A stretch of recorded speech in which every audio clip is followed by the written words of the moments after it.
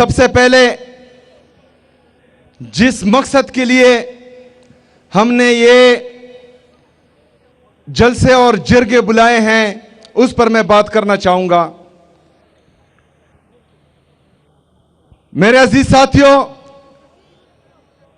آپ کو معلوم ہے کہ جس دن میرے لیڈر، میرے قائد جناب عمران خان صاحب نے میرا نام وزیر اعلیٰ کے لیے اناؤنس کیا تو اس کے بعد سے جو ایک مائنڈ سیٹ ہے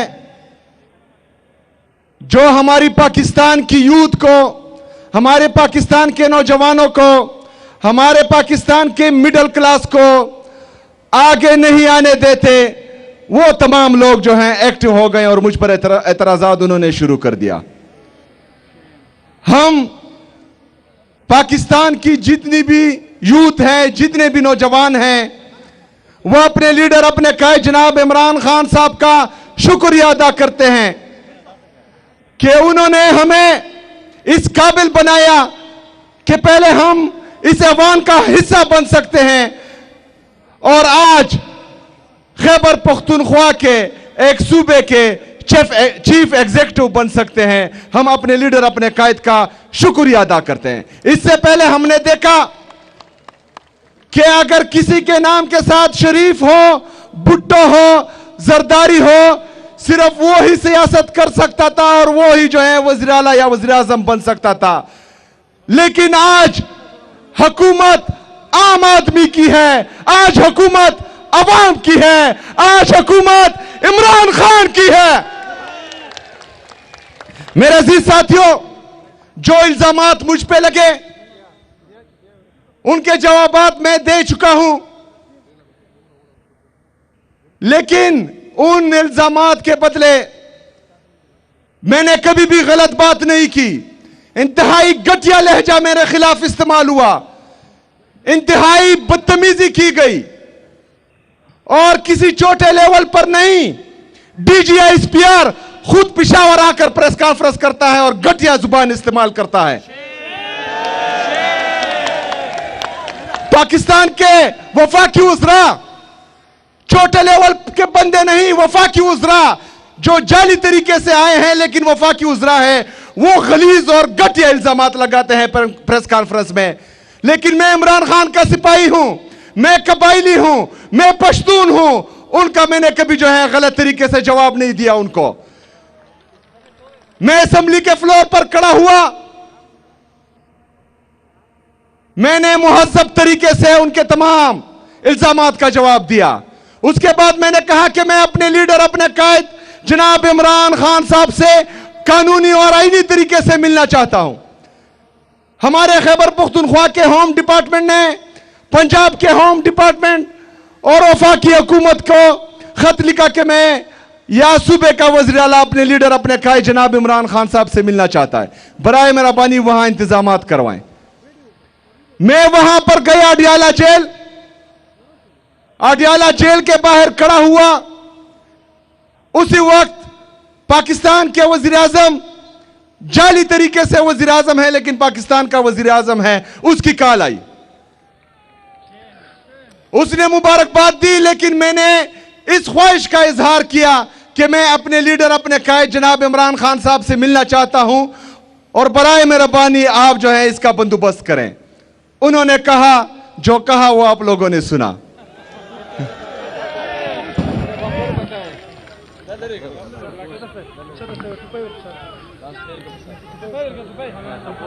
کیا کہا اس نے؟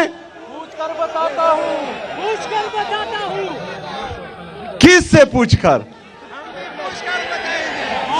باپ سے۔ پھر انہوں نے کہا کہ میٹنگ کے لیے آؤ، میں نے کہا کہ میں اپنے لیڈر سے پوچھ کر بتاتا ہوں۔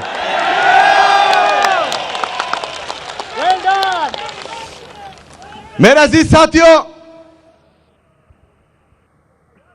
ان کو میرا نام پسند نہیں آیا، ان کو یہ پسند نہیں آیا کہ میں ایک مڈل کلاس نوجوان ہوں، ان کو یہ بھی پسند نہیں آیا کہ میں ایک قبائلی نوجوان ہوں۔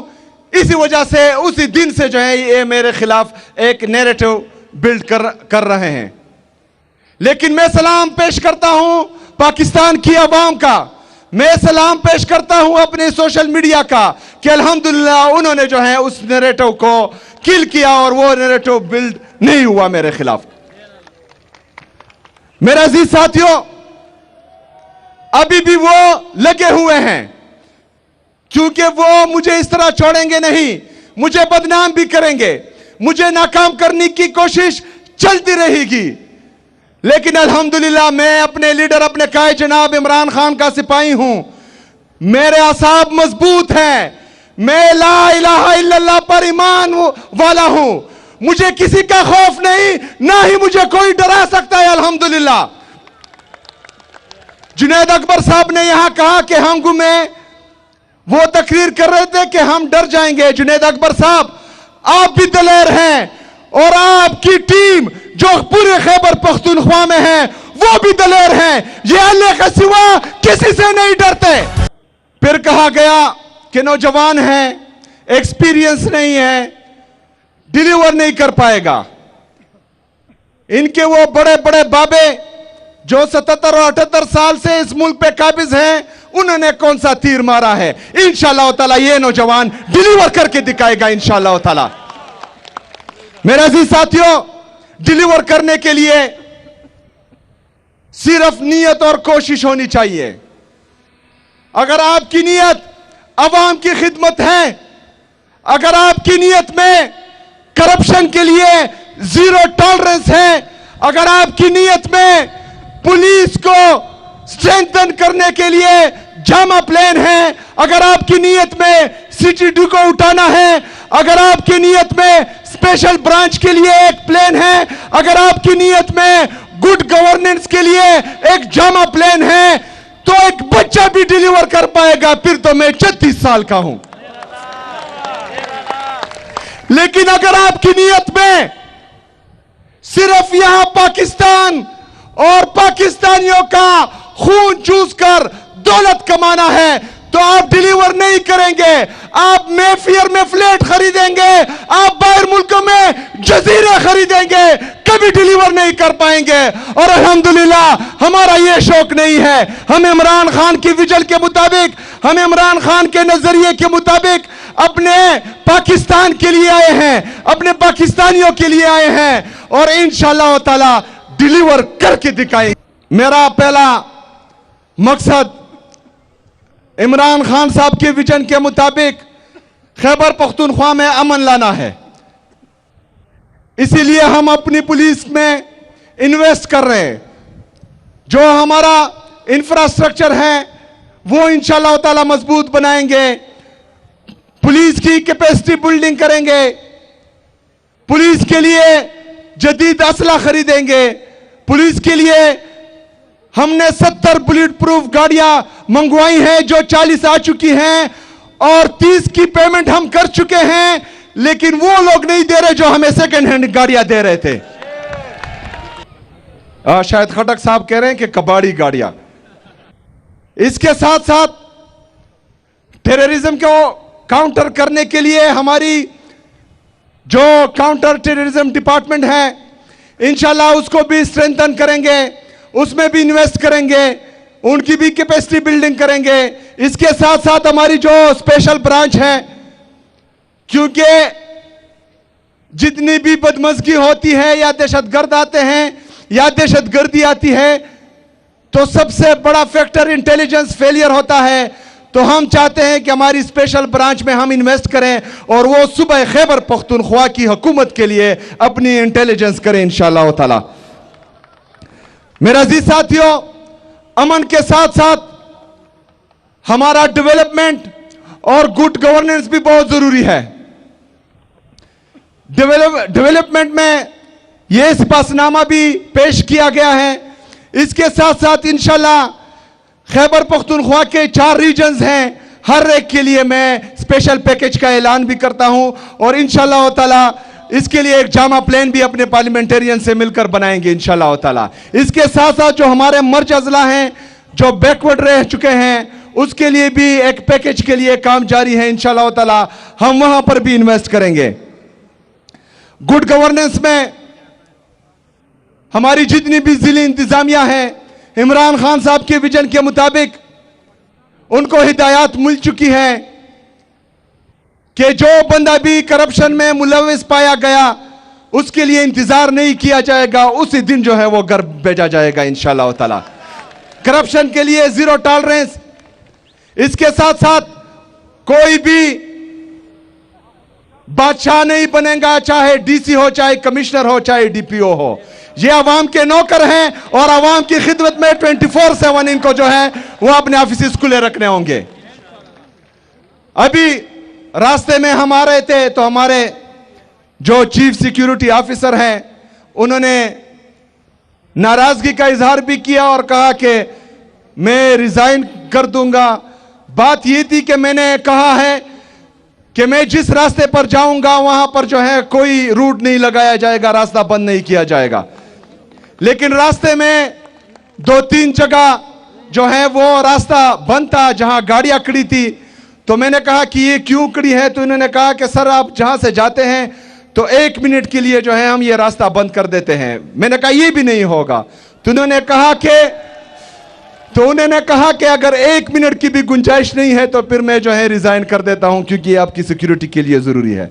تو میں نے ان کو کہا کہ آپ خیر ہیں ریزائن نہ کریں, میں اپنی قوم سے اپنی عوام سے اس 1 منٹ پر معافی مانگتا ہوں, پلیز مجھے معاف کریں. یہ جو ہے میرے ساتھ آپ گزارا کریں. خیبر پختونخوا صرف ایک وجہ سے پیچھے رہ چکا ہے کیونکہ ہر وقت وفاق ہمارے ساتھ ستیلی ماں جیسا سلوک کرتا ہے. جس وقت فاٹا مرج ہو رہا تھا کے پی کے میں, اس وقت ہمارے قبائلی اضلاع سے 100 بلین کا سالانہ وعدہ کیا گیا تھا جو ہمیں نہیں دیا جا رہا. ہمارے اس وعدے کے تحت وفاق پر 550 بلین بقایا ہے جو وفاق نے ہمیں دینے ہیں اور وہ ہمیں نہیں دے رہے. اس کے ساتھ ساتھ NFC ہمارا ڈیو ہے کیونکہ فاٹا مرج ہونے کے بعد جو ہمارا NFC میں 14.6 کا شیئر تھا وہ فاٹا مرج ہونے کے بعد 19.4 تک بنتا ہے اور اس سے زیادہ بھی ہو سکتا ہے, لیکن اس کی میٹنگ نہیں کال کی جا رہی. انشاءاللہ تعالی آپ کا یہ بھائی ان پر یہ میٹنگ کال کروائے گا انشاءاللہ تعالی. اس کے ساتھ ساتھ ہمارا NHP میں 2200 بلین روپے بقایا ہے وفاق جو ہمیں نہیں دے رہا. انشاءاللہ تعالی میری عوام خیبر پختونخوا کی اور میں پہلے حق مانگیں گے, آئینی اور قانونی راستے اپنائیں گے. جس طرح مجھے میرے لیڈر سے نہیں ملنے دیا آئینی اور قانونی راستوں سے, تو میں نے کہا کہ میں نے اپنے عوام کے پاس جانا ہے اور عوام ہی فیصلہ کرے گی کہ کیا ہوگا. اس میں بھی انشاءاللہ تعالی پھر عوام فیصلہ کرے گی کہ کیا ہوگا انشاءاللہ تعالی, اور ہم سڑکوں پر نکلیں گے.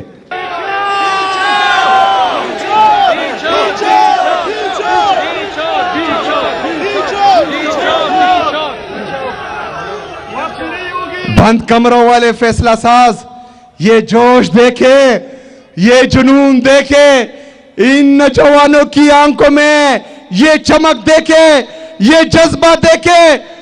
جس دن میرے لیڈر میرے قائد نے ایک دفعہ پھر فیصلہ کیا تو کسی کو سر چھپانے کی جگہ نہیں ملے گی انشاءاللہ تعالی.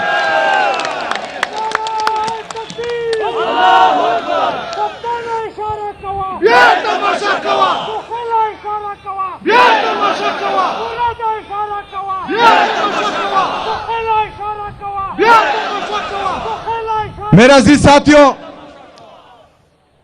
ہمارے انصاف اسٹوڈنٹ فیڈریشن کے دوست بھی یہاں ہیں. چونکہ میرا اپنا تعلق بھی انصاف اسٹوڈنٹ فیڈریشن سے تھا. انصاف اسٹوڈنٹ فیڈریشن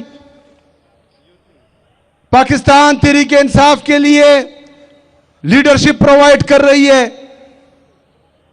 انصاف اسٹوڈنٹ فیڈریشن کا دیرینہ مطالبہ ہے کہ یہاں کی جو رائلٹی ہے اس میں سے ہمارے کرک کے جتنے بھی سٹوڈنٹس ہیں, طلبہ و طالبات, ان کے لیے اسکالرشپ اناؤنس کرے.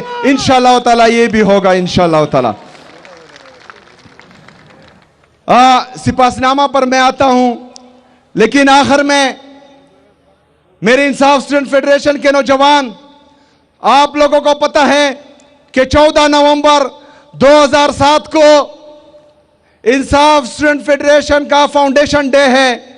انشاءاللہ تعالی اس دفعہ 14 نومبر دھوم دھام سے منائیں گے انشاءاللہ تعالی. میں خود خیبر پختونخوا کے مرکزی اجتماع میں 14 نومبر کو ایک بڑے اجتماع میں شرکت کروں گا انشاءاللہ تعالی. میرا عزیز ساتھیوں، کرک کے غیور عوام انہوں نے سپاسنامہ پیش کیا ہے، لیکن علامہ اقبال رحمت اللہ